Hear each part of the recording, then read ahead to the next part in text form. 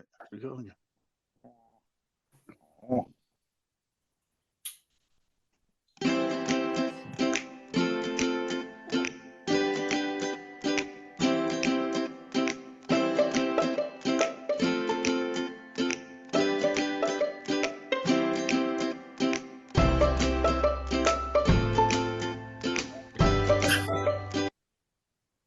Right, I've stopped the music now, a bit quick there. Hopefully, we have some music, yeah. Yeah, there's music, so hopefully it's all going to plan this week.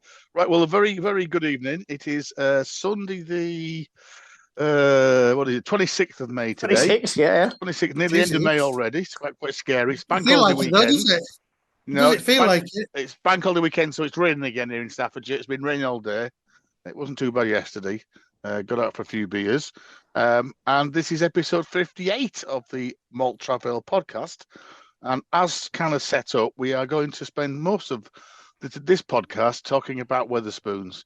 So I'm guessing Bruce might have to rush off at some point to go to the pub, or is he in for the night now? I don't know. No, I'm fine now. Right. Can't drink tonight. We may do in two halves again. I've been in Wetherspoons for the last 3 hours, so I'm very merry, thanks. Very good, very good. So I'm still drinking. You lot aren't drinking. What are you drinking? Now at the moment. I had too much yesterday. Too much yesterday, actually. I must be getting ill. I think on my second pint, I was going, God, I've had 2 pints and I already feel a bit bloody woozy. So I had some nice beers yesterday. But yeah. And then it smells lovely.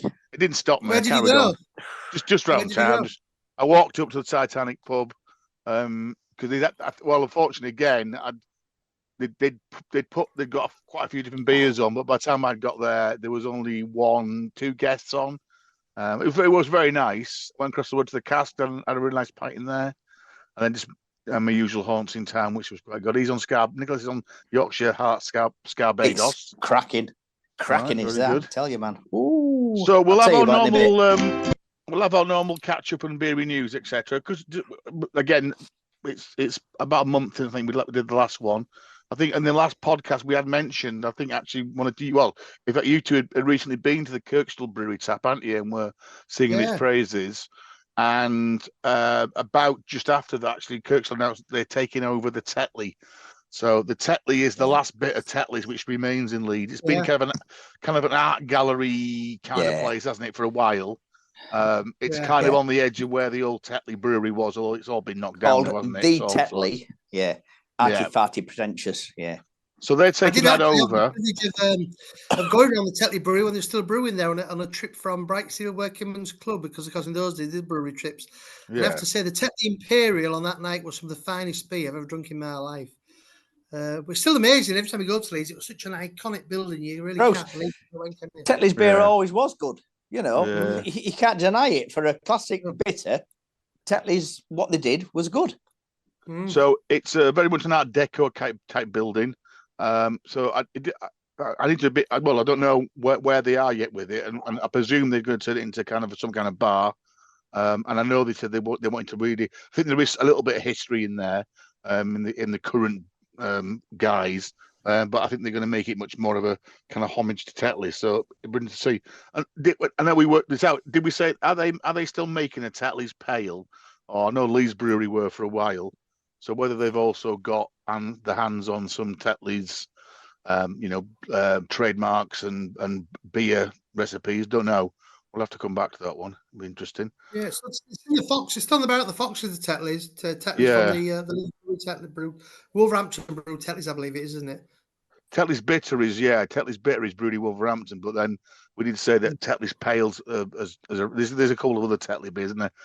And then again, about the same time, end of April, Green King, winners of the Camera Beer of the Year award, of course, said that they're actually going to, they are trying to close down their 200-year brewery, which again I think is in the middle of Bury St Edmunds, and build a brand new brewery, £40 million brewery, apparently on an industrial estate, which is actually, I think, where their distribution centre is. And again, it was all linked to they want to move away from cask and focus more on modern fizzy craft beers, which is kind of a strange, bit of a strange thing, really, because as we've said before, Abbott, for all the perils of Abbott Ale and Old Speckled Hen, they must sell vast quantities of that.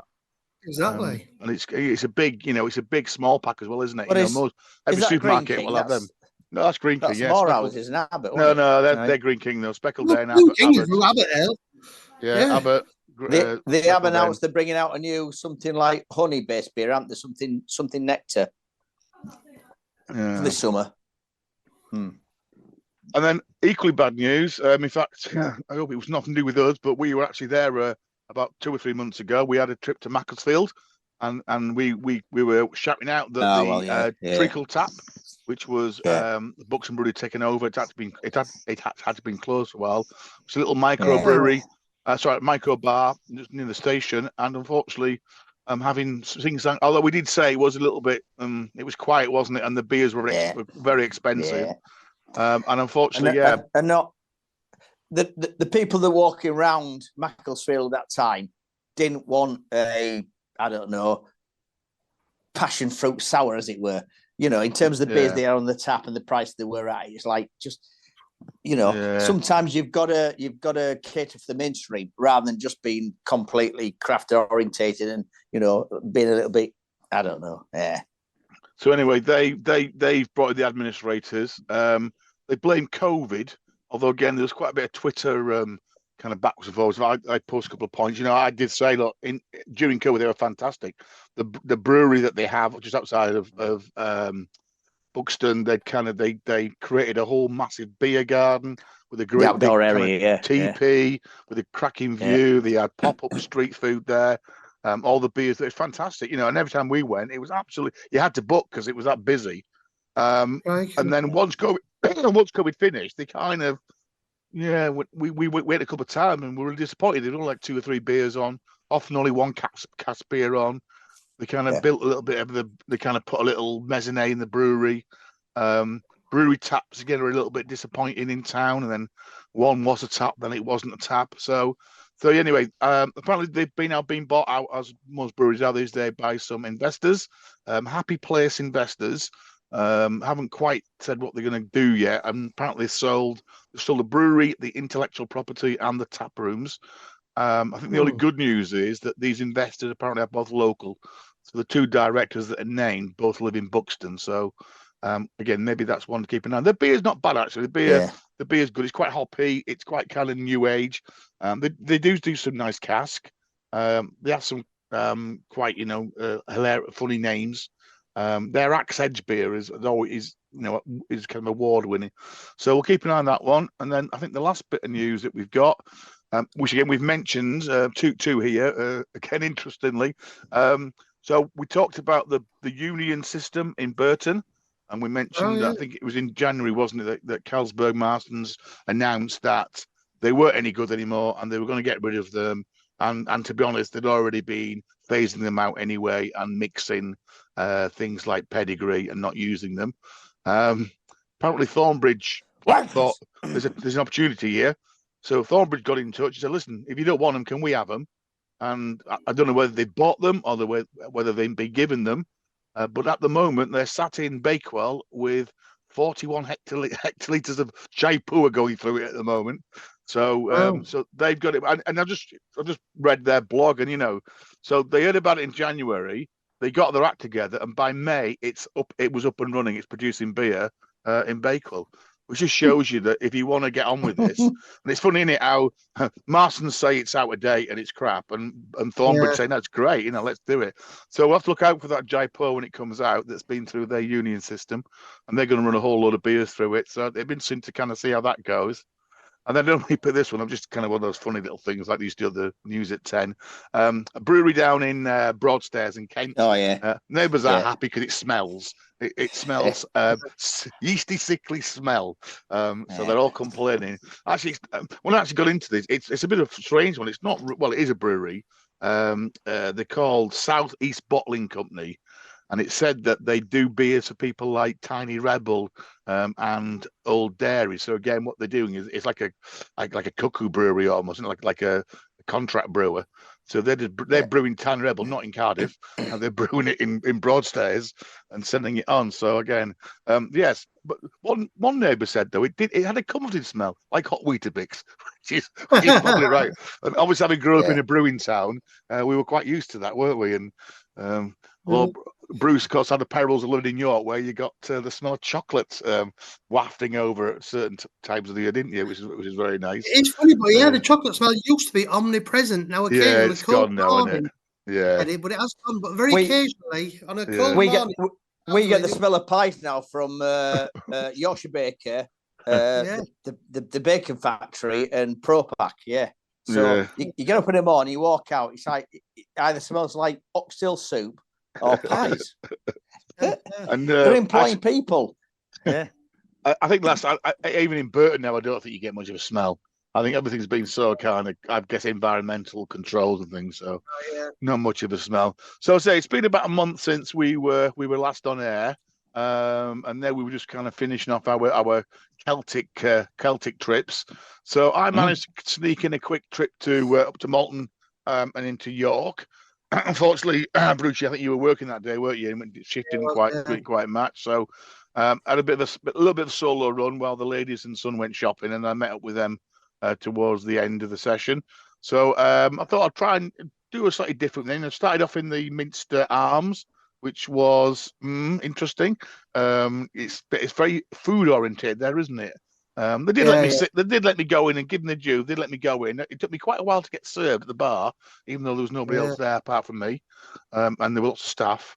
The manager guy took me on at one point and asked if I was eating. I said no. The beer was all right, but again, it's quite noticeably gone up quite a bit. So started there, then walked up and thought I'd try the three-legged mare, because I've not really been in there since Black Sheep took it over. And well, let's put it this way, there wasn't any York beer, even though they still brew York Brewery beers. There was no York Brewery beers on whatsoever. And it was very much a showcase for Black Sheep beers, which again, we're doing quite well. And new one for me was their Black Stout, Yorkshire Stout, which everybody was interested in, but the barmaid kept saying it's 8.5%, by the way, and which put everybody off. So it's quite a strong one. So I actually ended up on the Half Moon, which actually is a York beer, isn't it? Half Moon, just outside York. And then actually had their session IPA. It was very good. But again, it was very, very busy, very, very, very full.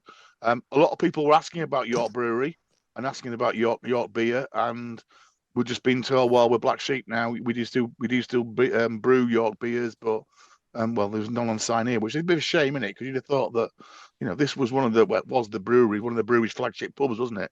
Absolutely, fact, it was great beer too. The Snowflake they did every December was one of the best cast beers you could ever get. It was fantastic. In fact, we had a very nice irony here just before Bruce's wedding, which was just up the road in the Catholic church. So they used to have the we went in here. Ghost Centurion, wasn't it, bro? Something like that. The stronger one. Right. Centurion Pale Ale one. Yeah. So did that? The Half Moon are very traditional. Yeah. Even we tried to buy their bottled beers, but they said, "Oh, it's all bottle conditioned." They are very, very traditional the way that they brew. So, but it's good beer. Yeah. And then again, it's something we've talked about on the podcast, but very sadly, obviously across the road from the three-legged mare is the still very much boarded up, shut up York Arms. And again, just for those on YouTube, I know you've mentioned this, Bruce, but if you look where it is, that's York Minster behind it, which must have something like 10 million visitors a year. And this is probably with the Guy Fawkes, probably the nearest pub to the York Minster. Empty to Humphrey. Yeah. Sam Smith's pub, but unfortunately it doesn't look like it's going to open anytime soon. What he has done actually is advertised for a couple, but he's increased the rate because they're going to do a 7-day food offering. It normally only pays something like 18,500 for a couple. Yeah. He's actually 18,500 each, and of course that includes your rent. So he's obviously really keen to get this one open. He's possibly embarrassed by it being closed because of its proximity to the Minster. I mean, this pub will be full all day long. Like I say, with food as well. This pub will, it's not out of the way. So Minster in, went up to Phoenix, had to go and get my Phoenix cut, and actually, even though it was a Saturday, for about 15 minutes, I had the whole of that front room to myself. So as I walked in there were obviously some medical students being quite loud, and then it was just me. So I sat in the corner by the fire, had a nice pie and a pint. A couple of other couples did come in, and said how quiet it was. So it wasn't 15 minutes ago. A lot of pissed up medical students in. But that was very nice. And then I went to the House of Chandler Madness, but couldn't get a seat for quite a while. So yeah, all very interesting. And then managed. I think Nick, we managed a couple of beers in the Malton Tap, in the Brass Castle Tap. And then we had our usual little soiree up to the Old Malton Royal Oak. So very nice. I managed to get a drink with Nick. Fortunately, didn't get a drink with Bruce. I went to the York Tap as well, which was, as always, quite busy. Quite a nice range of beers. I think I had that Jericho you can see there, which I can't remember who did that. But again, good range of beers. There is always good range of beers. And I think actually it's improved. The toilets don't smell as much now. And the beer, which could be a bit flaky at times, was on pretty good form.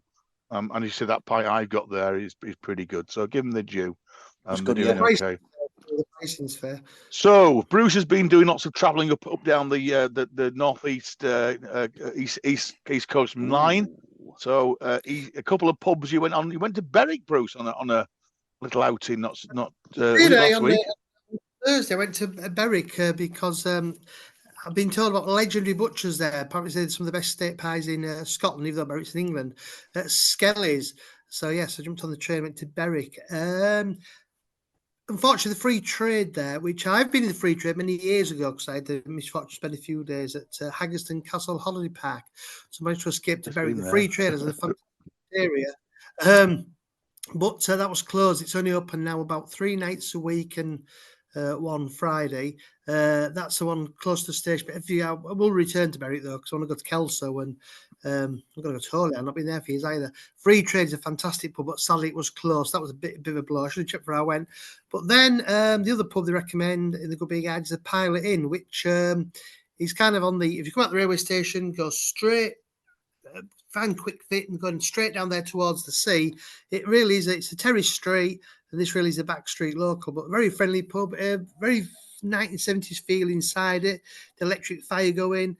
Only 3 or 4 ales on, but very reasonably priced and really well kept beers. And very, very friendly. Although I'm telling you, Michael, I was talking to one bloke away, a nice chat with him, and he goes, "Oh, I'll have to go, and I need to go pick the grandkids up from school." And it was on his 4th pint, I think, by the time I'd been there. And he got his car keys up and left to pick his grandkids up. I tell you, cracking. But yeah, definitely worth the trip. Yeah, but great. I've been in Berwick for a lot of years. Sadly, 1 or 2 empty shops there.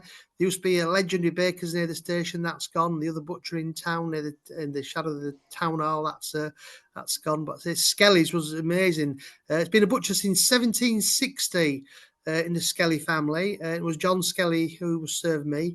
He was telling me all about it. He was a lovely bloke. The steak pies were out of this world. Absolutely outstanding they were. I can recommend those. And then I did find the last surviving town centre independent bakers and bought a loaf, and she charged me a penny to slice it. So Scotch influence is really. What did you do with that loaf, Bruce?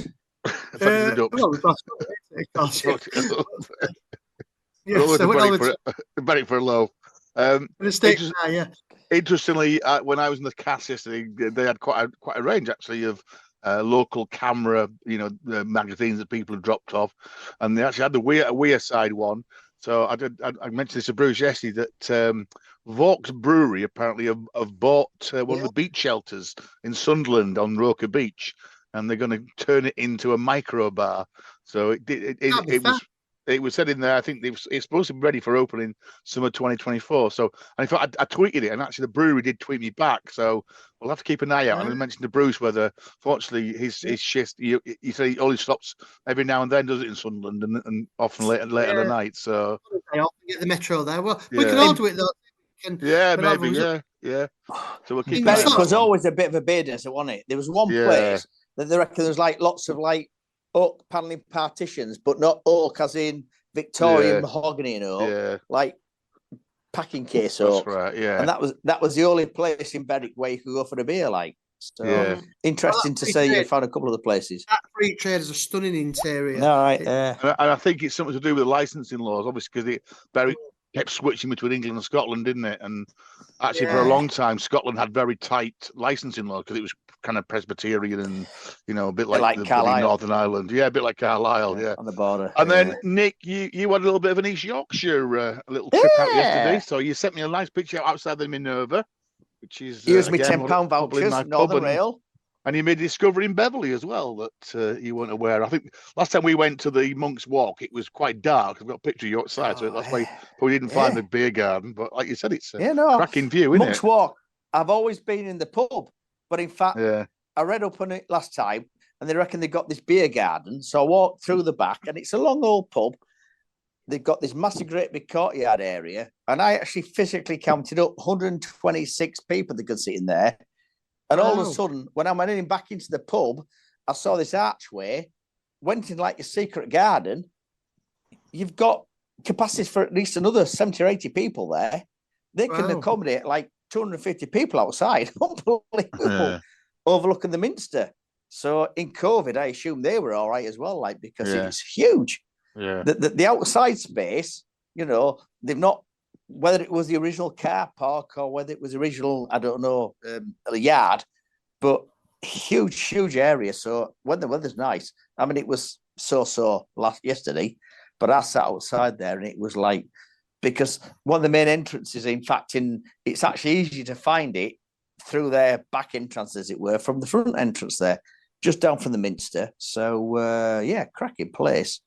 And a good range of beers on again. And, about $4.40 a pint, but best pub I visited yesterday. Really, I would recommend, definitely. Very good. So that's our beer travels. So it's obviously bank holiday weekend now. So I'm off to Wales again, back to Tenby. So not much to tell you about Tenby because I've already told you. But we'll have to catch up next time again where else we've been. So Tim. We better crack on. And again, for those on YouTube, I'd probably have to show this. So here's a picture of Wetherspoons, leading man. Mr. Tim, and with got our a suntan former, on there, auntie. He has, yeah, with our former Prime Minister who's trying to pull a pint of Wyndham Eaton's Knight of the Garter, but we will see. And Adnam's broadside, I think he's one of Tim Martin's thing. Actually, I did find out that Tim Martin, actually not the CEO. Tim Martin's a chairman, isn't he? Tim Martin's only the chairman of Wetherspoons, and a guy called John Hudson is actually the CEO. And he came from Allied Domecq when they got bought out by Pernod Ricard. So, Welt's not brewing. That was all kind of not Teacher's whiskey, isn't it? And Lafrogue, they're all Allied Domecq and Tia Maria and that African one that you put in. What's it? Kahlua, but he knows the industry, doesn't he? Yeah. So JD Wetherspoons. So again, I don't know. I don't think it's well known really. Obviously, it's a made-up name. It doesn't mean anything. JD because apparently the Dukes of Hazzard. The Dukes of Hazzard were Tim Martin's favourite TV program as a young person. And for those that are old enough to remember, JD Hogg was this kind of local politician, bigwig, the guy, little guy dressed in white with a big cigar. So that's where the JD comes from. And then by all accounts, he went to quite a few schools actually. His father worked for Guinness, didn't he? Guinness International. So because of that, he went all around the world, and I think he might have been in the RAF as well at some point. So he did quite a lot of his schooling in New Zealand, and apparently a Mr. Wetherspoons, who was a geography teacher, told him that he would never make anything of his life. And so that's why it's JD Wetherspoons. So it's JD Hogg and Mr. Wetherspoons, some Kiwi geography teacher. So that's an interesting thing. And in fact, I think the first one was simply called Martin's Pub. Which is quite interesting. So obviously he does get quite a lot of rightly or wrongly, and I think in a way it's a bit like all news is good news, isn't it? He's quite good at getting himself in the headlines. So he recently talked about that he was going to freeze breakfast prices as part of the kind of he's tackling the current cost of living crisis. Give him his due. He hasn't got Guinness in any of his Irish pubs because Diageo won't do a deal to keep it cheap. Well, he has. Not in Northern Ireland. He's got Guinness. Oh, Northern Ireland, Best pint of Guinness in Northern Ireland. Not in the Republic. And again, I think he's probably most infamous for that quote. He was misquoted during COVID when he said about all his workers going to work for Tesco's, which actually absolutely misquoted. Was actually misquoted. So let's have a little bit of some of the kind of the facts and figures. So Wetherspoons has an estate of around about 900 pubs, although they constantly do change them, and they've recently sold 50, but then they're also opening brand new ones, and particularly Trying I think to sell St them, yeah. Pancras, hasn't it? St Pancras had a brand new one built. Employs, actually I checked this again today. 43,000 pubs. Sorry, it employs 43,000 people. So that makes him again quite a significant employer. 55 hotels and weather lodges. There are also 20 Lloyd's music bars. It's a FTSE 250 company. They pour 3 million pints a week, and this is basically why you do find cheap beer. And it's I think I noticed it this last week. You know, it's £2 a pint basically in Wetherspoons, isn't it? Even sometimes without having the voucher, it's still around £2 a pint. Yeah, whereas like his Monday club now again. Yeah. Like you were saying, Nick, the average now in most of the pubs is kind of 4.30, isn't it? 4.40, 4.50. It's becoming the norm, I think. Am I allowed to talk about my visit to Whitby the other week? Not yet, where no. I paid £6. Yeah. We told us that anyway. Last time you were on, I think, your £6 pint. No. We went on there, £6.10 in the Hart Inn in Sandnes, which is an absolute scandal. Tourist pub. £6.10 for a pint of Bitterbrooks. And I think we mentioned that they've just recently done a deal where they're going to put Wetherspoons in all of those 38 Avon holidays, which probably can close Haggerson Castle as well, Bruce. You'll be glad to hear. So it might entice you back to that lovely caravan park. Primrose Valley's the first one, isn't it? But you don't actually have to be staying in the park. Yeah. So you the one at Primrose Valley, Nick, you don't have to be staying in the park. Yeah. They're on the periphery of the camp, so you don't have to be a regular to visit them. 40 million. Going to Hull yesterday, he has one at Hull University. They own Wetherspoons on campus now. Quite a few universities of them. 40 million visits a year, and apparently the average salary of a Wetherspoons customer is 46,000, which is slightly but again is a bit of a myth, isn't it? Because the average salary is about 27,000 now. So again, it's not it's not the place where that's interesting. I've experienced that today. Little known facts: the first pub that he bought in North London was called Marla's, and it was renamed Tim's Free House. Actually, it's now an Irish bar called Keenan's. It is still open, but it's no longer Wetherspoons. Again, I'd forgotten this, that Tim Martin sold a 25% share of Wetherspoons to Scottish Newcastle back in the late 80s. And that's why, again, if you remember for a phase, you'd get Thigson's bitter and Younger's bitter in most Wetherspoons. He now actually only owns 25% of it. So he's carried on obviously it went public. The most popular name is Moon Underwater. And there are 14 of them, which takes us all the way back to episode number 1 when we set the podcast up. So he likes Orwell's mythical pub essay. So that's the most common name. Mentioned that in Ireland they don't serve Guinness in the Republic of Ireland, although they do sell Murphy's and Beamish. And interestingly, again, each Wetherspoons sets its own prices. In fact, that's been in the paper this week because somebody's been saying morning about London. I think there are now quite a few London Wetherspoons where they're charging £5 and £6 a pint, because again, Leicester's nearest, St Pancras is now the second nearest, isn't it? Yeah, because the actual management in the Wetherspoon can set prices that suit with, and that's why you often get manager specials at 99p and things as well. And again, this is probably worth saying that the 68-year-old Sir Tim Martin was named as one of the UK's biggest taxpayers. And it emerged that in 2023 he actually paid £123 million off tax, which is quite uncommon against most senior British industrialists, isn't it? Our local one, Mr. Bamford, who owns JCP, has disappeared because he owns millions of pounds of tax. So quite interesting. So give him his due; he pays his taxes. Yeah, and there's the Primrose Valley. That's the artist view, which will be their first Primrose Valley holiday. I'm going there. I'm definitely going there. I'm guessing that they'll probably put prices slightly up, because you're a captive audience, aren't you, on a holiday park? Don't matter. And it's certainly at Primrose Valley. It's a long walk to the nearest pub, I would imagine. So a little bit of background then. So Tim Randall Martin, or Tim as he's called, was born in 1955 in Norwich.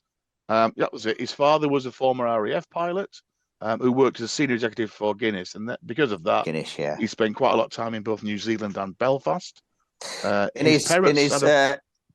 Mike, this month's magazine somebody's asked why they can't stock 0% Guinness, and he's actually shown a picture of his dad in with all the Guinness Nigeria, because Guinness always had a brewery in Nigeria. Yeah, Nigeria.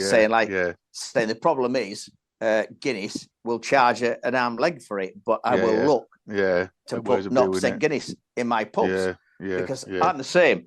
Out of all the non-alcoholic beers that I've tried, Guinness 0% is the best one I've tried. Other than Adam's Ghost Ship. So it's saying like, well, look at it. But once again, he's a businessman. He's saying like, if Guinness is going to charge me like 3-4 quid for 0% Guinness, which doesn't justify the fact that you're not paying duty on it, I ain't going to take it on board. But if Guinness turn around and say like, yeah, we'll give you a decent price, then fair play. But he's actually put a photograph of his dad there with all the other Guinness executives in that picture, which is once again, this is a bloke who is like running a company, but he's still, down to earth at heart, as far as I'm concerned.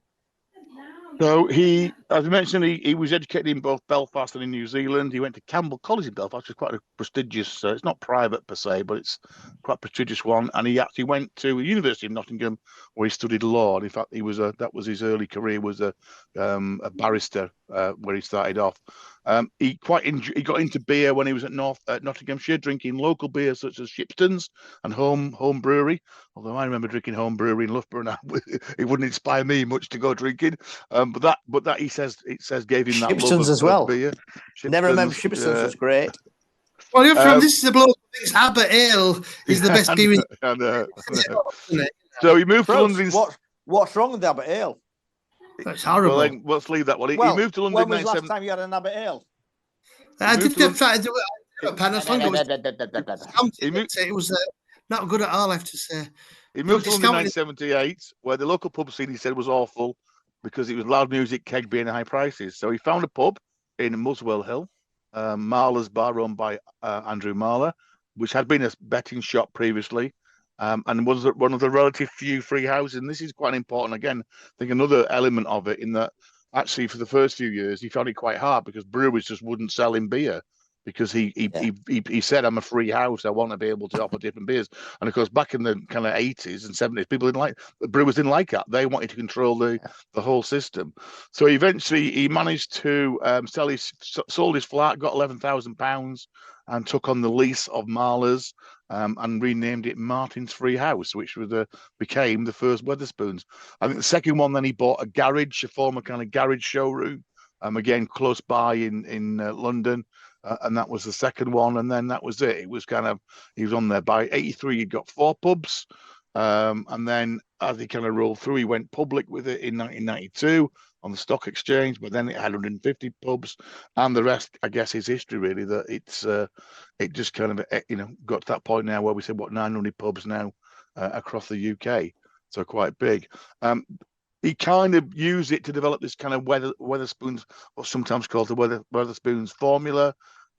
Often because he couldn't buy pubs, because again the breweries wouldn't sell in pubs. He looked for other buildings.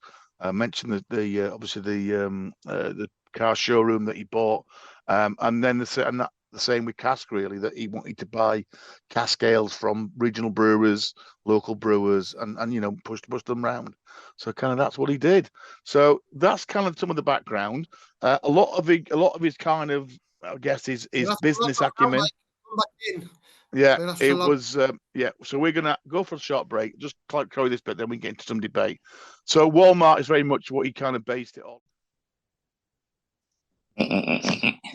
Okay, so we're just back from our short break, and we just got to the point where just almost finished the kind of background to Wetherspoons. So apparently he read Sam Walmart's business book, or one of his business books. There's quite a few apparently, and Walmart's obviously is the big chain. They were behind Asda for a while, weren't they? But I don't think they are anymore. And it was all about very much customers are the key. Your employees are your business partners. So I think they do use a lot of staff feedback. Staff come up with ideas. Simplify everything you do. Steal ideas shamelessly. Communicate. So very much geared up by that. But as I said, the key thing is the volume of beer they sell. They sell so much beer that's why they can buy big volume of beer and they can flag it out cheap. we've also probably got to mention that we've said it in many podcasts that they do, Wetherspoons do save some fantastic buildings that otherwise would probably, boarded up, run down. So there's quite a few surveys on the internet about which are the best Wetherspoons. Often the Opera House in Tunbridge Wells comes out as number one, which has retained quite a lot of beating there. Obviously, more local to us guys is the Harrogate, the Winter Garden, which again, it's a fantastic building, isn't it? And the cost of just refurbishing that and the cost of heating it and lighting it. I would say the St Albans one, Mike, that we went in. That's St Albans. The fact that it's just off the high street, it's a historic medieval building. The fact that it survived anyway, but it probably wouldn't have survived if he hadn't taken it on. Like that building's fantastic. So St Albans, Wetherspoons, definitely. But the Royal Victoria Pavilion, Ramsgate, we haven't been there, but that apparently is very nice, very Art Deco. We've mentioned the Palladium in Llandudno. I've been there. That's an old cinema.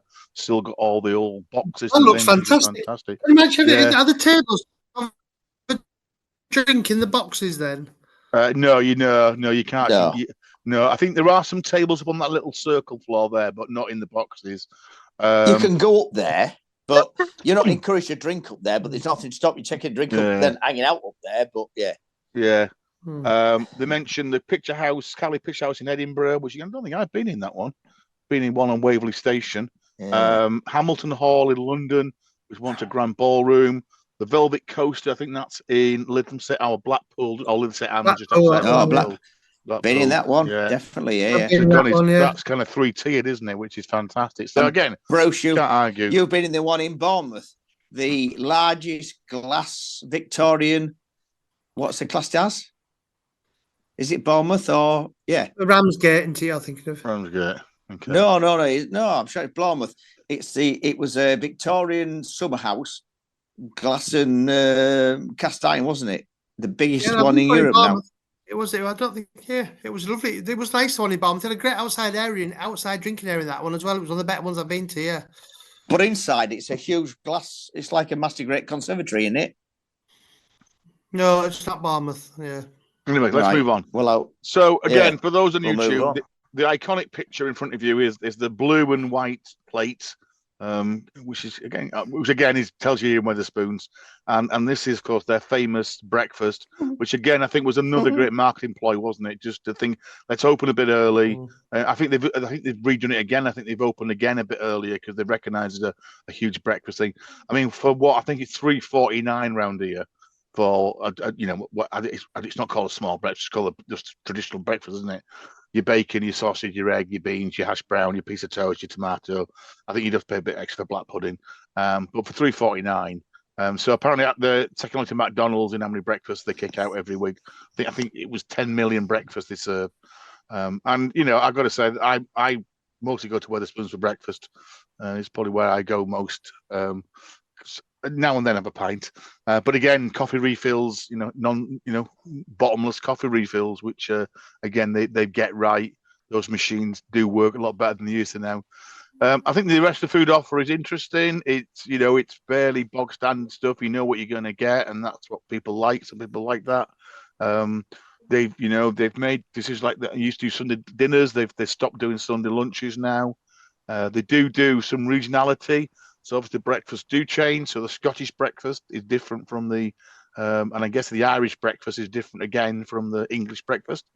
So I know Bruce tends to roll his nose up at the Wetherspoons fare. Me and Nicholas take it on. The fact that they've tried to obviously put a picture of that bacon is gross, is it? Actually, those prices, the small breakfast, the ones you're quoting, the traditional ones are about $5.80 now. Yeah, I don't think you can dispute the coffee's an amazing. Yeah, I mean it's outrageous paying £4 for a coffee. Like cost when you can go there and for $1.59 now the coffee, sit there and drink it. And for pensioners that must be a godsend. Yeah. But people say the breakfast cheap. I don't think it is cheap. This is I don't know. The quality of the food on that plate is what you buy from Iceland, isn't it? The sausage. No, because all their products are from the sausage is from established Irish butchers. They're all mainly Irish. The eggs. The bacon is from established pork butchers. So whilst It's a that shame might that not pig look, died in vain because that bacon looks disgusting. What a shame the pig lived its life and had to die. Well, the bacon's the pre-cooked. bacon is bacon, Bruce. Yeah, The bacon is bacon. Bacon. which I think doesn't help it What? much. It's You pre-cooked. expect that? No. You expect that bacon to have a smiley face on its face? It's a piece of bacon, Bruce. No, but you And could. it's not full of but fat. But this And it's not breakfast full of here, rind. this breakfast here would cost you £89 in a another pub Exactly. chain. And certainly if you went to a cafe, it would And it cost could be you shite. £4.99 or £5. Yeah, I've got to say, I don't breakfast. I think you make a good point. I think like some of the Green King pubs. I mean, we have the Windmill in York across Wetherspoons. The breakfast would cost double what you're paying, and it's absolutely dreadful. You know better than Wetherspoons. But I mean that. But we're not just talking about breakfast, are we? I've been to 2 chain pubs in the last 2 weeks. I've been to Toby Carvery and I've been to whatever the pear tree is. And in terms of that's dreadful. quality of food, it's dreadful, isn't it? Yeah, but these are chain pubs, bro. And you're saying Wetherspoons is a chain pub, therefore it's dreadful as well. But in terms of those other 2 chain pubs, Wetherspoons is head and shoulders above the rest of them in terms of quality, in terms of service, in terms of variety, in terms of everything else. Yeah, if you're going to go to a chain pub, you expect what you want to expect. If you go to an independent pub, you expect the service and the food and the drink to be better, but you're paying twice as much, and sometimes it's not. Sometimes they really are taking the piss out of you, as in the Hart Inn in Sands End, charging me £6.10 for a pint of beer that's made by Banks's. And again, the good thing was, you do pretty much get it. I know they have that 10-minute rule for breakfast, and to be honest, you do get it normally within that 10 minutes. And again, certainly when we go, that's what we want. We've gone onto the supermarket car park. We've got 90 minutes, so we'll do a bit. We want to do a supermarket shop, but before we do that, we want to go and get some breakfast. So for me, it's ideal because you go in, order it on the app. It'll be there in 10 minutes. You can eat it. You get back within your time. So it's pretty good. That's exactly what me and Jackie did yesterday, because I said we were on the train. Rush. We had 2 hours in Hull, 2 hours in Beverley, and I said we've got the spoons in Beverley. We know exactly we're going to get something to eat in a specific time, and what we had to eat, we knew what we were going to get. It wasn't haute cuisine, but there again, what we were served was acceptable. We were happy with it. And we knew it was going to be within 10 minutes. I had 2 decent beers, once again, local real ales, and then on we went again. And the other thing is, I walked in there, I knew what the price was going to be on the pumps. It was there. It got me 50 pence it's off. Pretty transparent. Yeah. Pretty transparent. Although I did walk in and walk out yesterday, because I walked in and saw there was about 12 people at the bar. And again, the one thing that does get me in Wetherspoons is they're not very good at managing the bar. So the ones I go in. No. So I give up because you do, but you can't use your 50p then. So no. So I must admit, I walked in and walked out, because certainly I won in Newcastle. They're not very good at managing the bar. Last week I was stood there for. Clearly, I was the next guy. I let the guy go next to me, and then some guys came in straight away and said three lagers. Beverley, they've actually got a queuing lane. Yeah, they actually incorporated a queuing lane.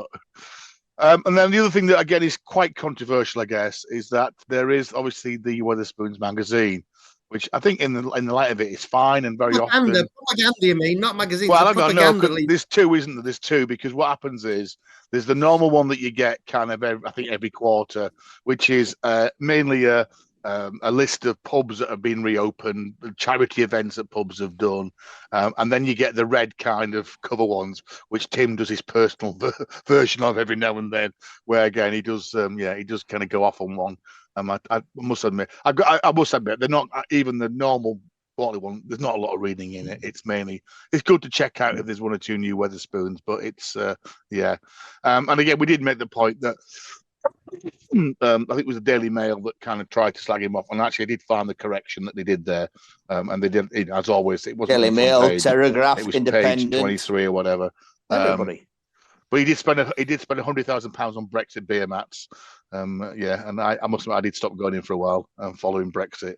I mean, it's going to be quite interesting. The thing about him is he puts that magazine out, and he's like a dictator, isn't he? He doesn't give anybody the right another page of his magazine to give their opinion. I mean, he's up there with like Rupert Murdoch and but he does, bro. To what people have already put out in the first place. But you're not paying for it. At least not paying he's for reacting and he's commentating on what people have already put on the national media. He's correcting them and putting things right. It's going to be interesting what happens. It says now, will he put one out? Obviously, telling all his people to vote Conservative, which I'm absolutely certain he's going to do because, let's face it, but he's telling people like Rupert Murdoch, he's a man who thinks working class are idiots, and he can distort the minds by putting his magazine out. You know, I don't quite. He's the same as Rupert Murdoch. That was first launched in 1991. Was the Wetherspoons magazine? It was only 8 pages long in those days. So anyway, Bruce is there we go. reactive rather than proactive. Right, I'm going to give you both. 3 minutes to kind of put your view. Here we go. We've already got there then, so I think we better let Nicholas go first. 3 minutes because I've got a bloody great list here. He's had his Elvis juice today in his Wetherspoons meal deal. I've had Elvis juice. I've had Saltaire Blonde. I've had Black Sheep Special Ale. And he got change out. And he's got all that. He's still got change out of a fiver. Absolutely, with me 50 pence off camera right tokens. Yeah, right. You got 3 minutes, Nicholas. Off you go. I will put the clock on me then. Right, so anywhere across the country, I will walk in there and I will feel safe, and I will feel that I can go in there, buy a pint at the bar, go and sit down, and I'm not going to be stared at, not going to be reacted to. I'm not going to be like, oh, bloody LZ. I could also actually get up to the bar instead of you get that little clique of locals sat around the bar. Oh, bloody hell, who are you? So that's the first thing, right? So not just me, but females as well. I've spoken to my mother about this. I've spoken to my parent about this. They feel confident walking to any Wetherspoons in the country or walking to Wetherspoons because they know it's Wetherspoons. They can go in there. They're not going to get grief because they're a female going to a strange pub on their own. Choice and price. The price, as I said before, the price is there on the pumps. You know what you're going to pay for a pint. I walked to the Heart Inn in Sand's End. If I knew I was going to pay £6.10 for a pint of bitter, I would have walked straight back out there again. It wasn't until the girl behind the bar was a bit sheepish, said, oh, £6.10, please. I said to her, hang on, I'm just buying the beer. I don't want to buy the glass as well. She just gave me that shrug of the shoulders as to say, yeah, a lot of people have said this before. It's a tourist pub. So that's the next thing, is the price. It's there. They put the price on the pumps. Also, the app. The app is brilliant. The app is there. You can see how much you're going to pay. You can see what beers are on. Single bloke, walking to the pub on my own. If I need to go to the toilet or I need to go to the bar and order food, on the app I can do that. I get up and go off, unless I'm leaving my belongings there on that table, on that seat where I am, not knowing when they're going to be nicked or robbed or moved on. On the app, I can order all that. I can stay where I am, sit where I am, and get served. Other day, Whitby, Tuesday, right, here we go. A retired couple, small bottle of wine and a Leffe. He was having Leffe. He was having a Leffe beer. Where else can you go and have a Leffe? Bloke on his own next to me, pint of Erdinger. 50-plus couple, he was sharing a bottle of red wine. Retired couple, 2 coffees. They weren't drinking, they just gone there for a coffee. Plus 45 couple, 2 pints of Guinness. Me, I had a pint of Throne Funky Monkey. I think, Mike, you had that the other day, didn't you? Yeah. Bloke at the bar. He was a pint of Molson Coors. Lager drinker, fair enough. Another bloke. He ordered 2 pints of Angry Orchard. Cider. 3 girls. Sugar woo-woo. Choice.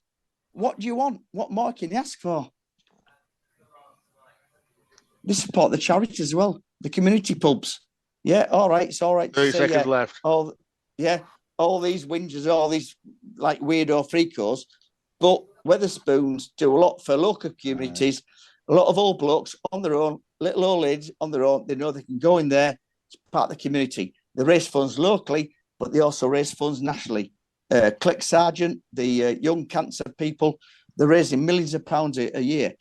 A lot of those multinational breweries, they're doing feck all for the community. They just take their money and just piss it up the wall. Right. There we are, 30 seconds. There you go, 30 seconds. Well, 3 minutes gone. So you know what you're getting. They're a safe space, transparency of pricing. They're forward-thinking, modern. The app and things is, quite useful. It's probably the best. It's probably the best. Huge variety. Lots of variety and charity work. Right, Bruce? Yeah. You're going to put the case. Go on, hang on, let me reset me clock. Right, off you go. The positives, like we say, to be fair, he pays his tax. His coffee's good value. And I think there's a handful of pubs that are outstanding architectural. Well, this is the trouble. There are 900 of these bloody pubs. Yes, there's a list of the 30 to 14. Some of these places, they're absolutely squalid.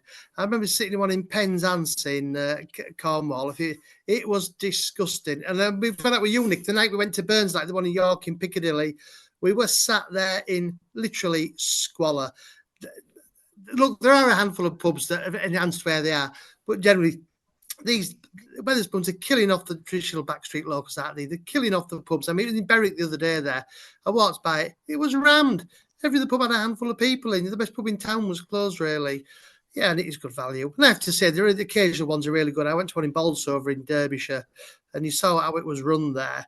It was absolutely spotless. The beer was fantastic, which is very much the exception to the rule, because often you go to these places and the quality of the beer, I don't know, Wetherspoons seem to kill cask ale off to me. It's dead. It looks dead in the glass, you know.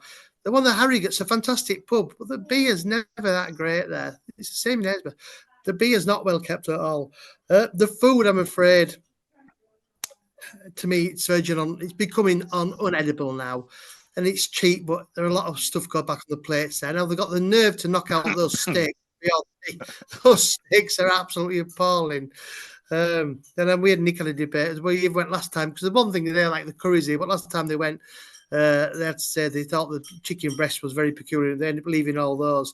So I didn't spend £35 for 2 curries and a steak, and to literally 3 plates of food went back, really. I think the food is absolutely abysmal. And I noticed when he was running through his principles for in the pub that had to be clean. That's the other thing, is it? They're sticky, they're filthy. The furniture's always looking faded now. Those menus and the magazine pages are stuck to the tables. I go there and I find I don't want to be in the damn places, mostly, I say. I know a lot of it goes down local management. I have to say, the fellow around that Bolsover one, he's an example of what they should be. That pub's amazing. But most of these pubs are very, very, very dirty. But no, I say apart from that, I mean, yeah, it's just, and also this thing about the 99p manager specials. And how many times you've gone to Driffield? How many times have you gone to Driffield and found a pint for 99p, Nick? Now, if you're if you're running a pub, you know, something like the Bell Tavern, trying to make a living, obviously you've got a multinational corporation knocking out beer at 99p.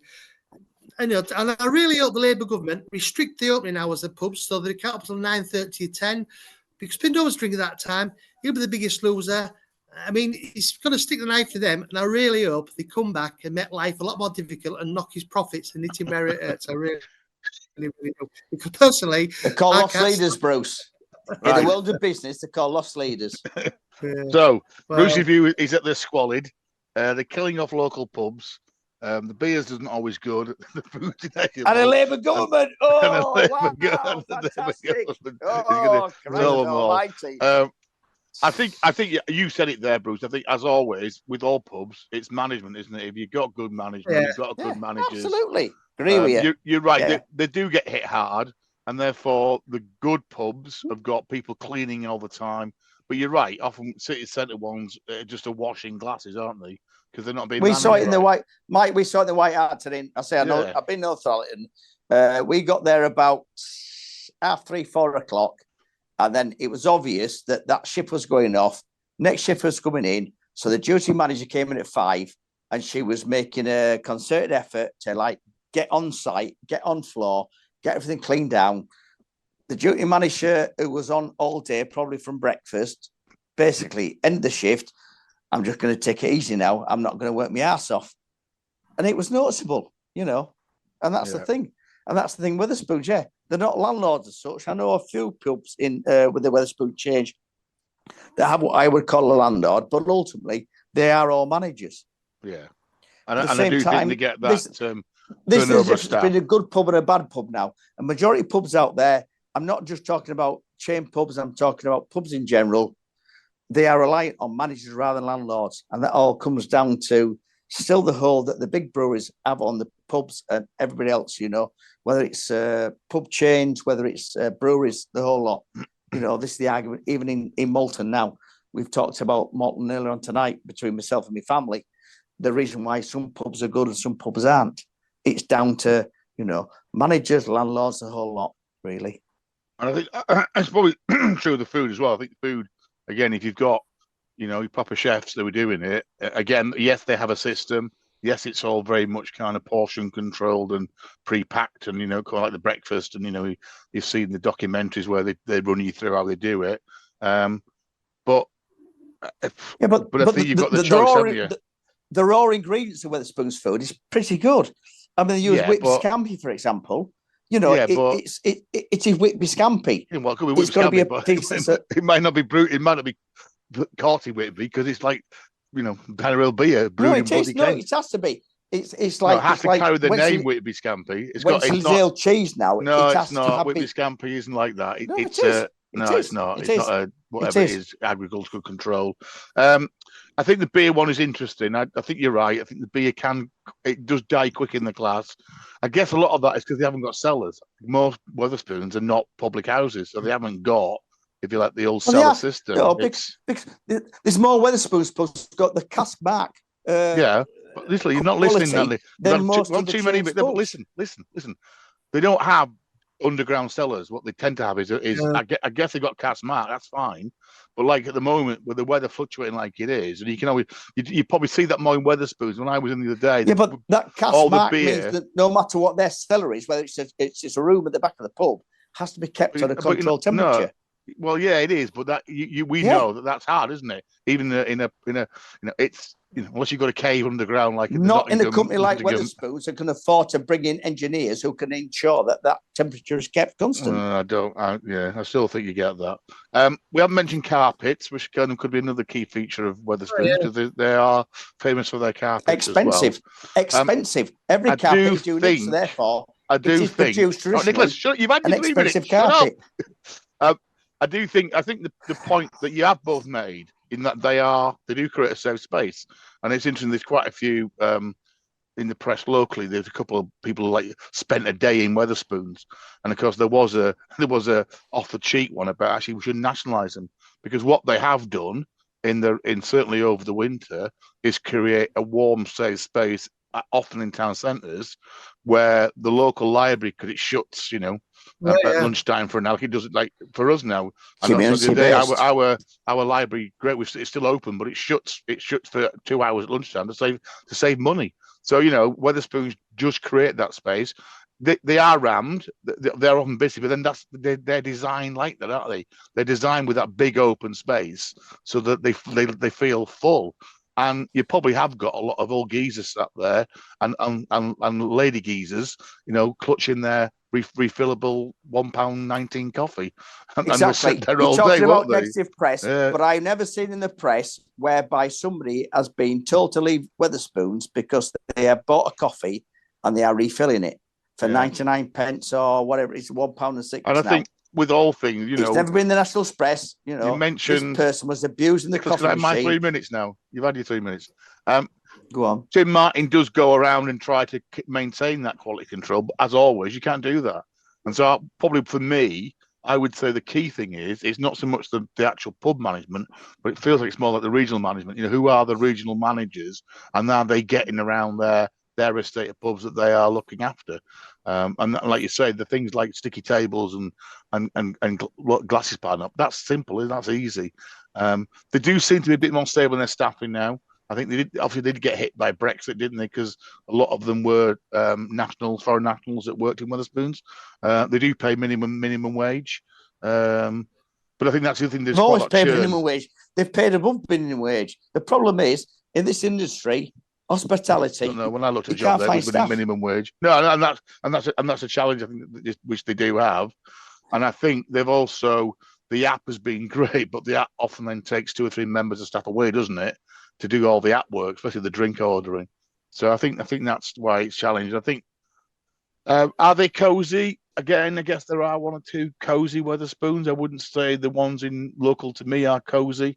There's a couple of spots, maybe in the Stone one, which was an old post office where you can sit in what were the old telephone booths.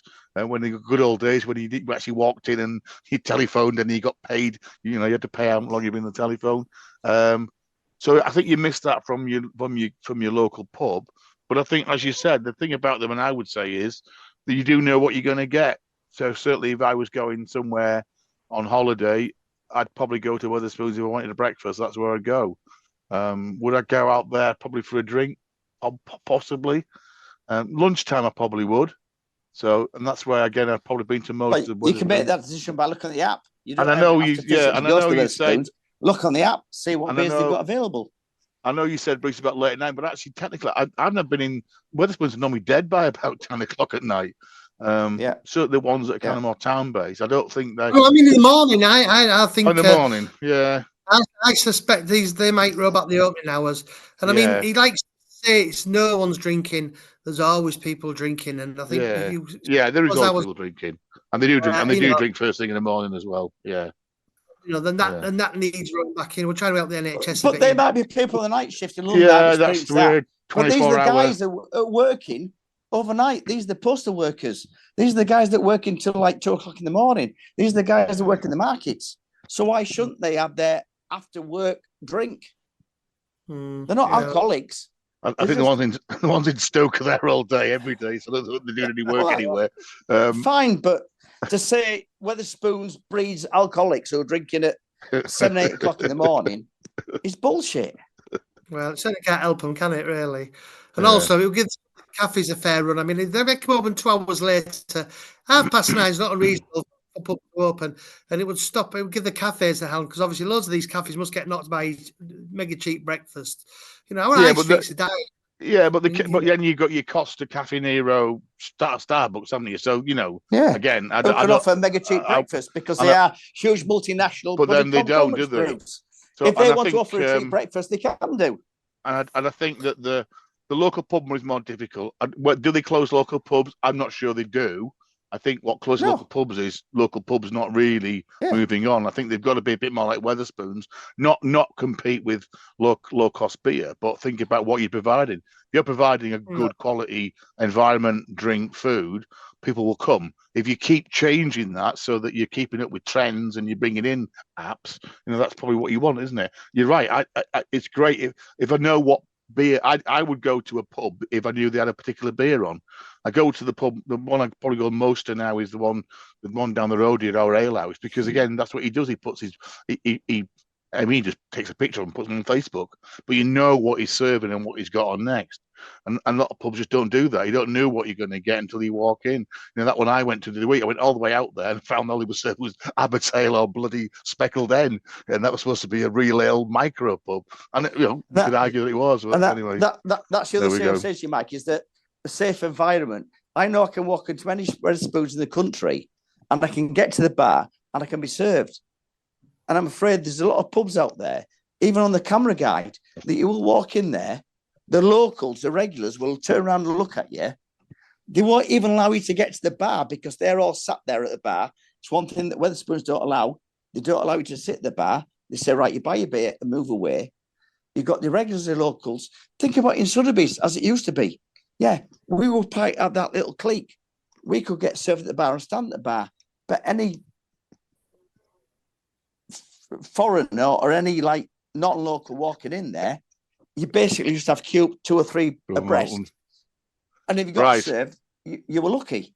Right. And that's the whole point. Wetherspoons is you can go in there as a complete stranger, you can buy a beer, you can go and sit wherever you want to do, and you're not going to be looked at, you're not going to be judged, you're not going to be anything else like that. Very good. So I think we're going to draw to a close there because I'm just conscious of the time. So I think we've given it a good shot there. Again, anybody listening, watching, really useful. If you want to tweet us or Facebook us or normal, get in touch and tell us what you think. It'd be really useful. That'd be good if we can get a little bit of a poll for next time. I think I think most people would say if you're in a new town and you walk past the Wetherspoons, you probably would pop in. I think that's probably where we all are to some extent, and we all use them. Nick probably uses them more than the pair of us, and that's his choice. I still say that Bruce will probably give me more Wetherspoons than I've ever been in.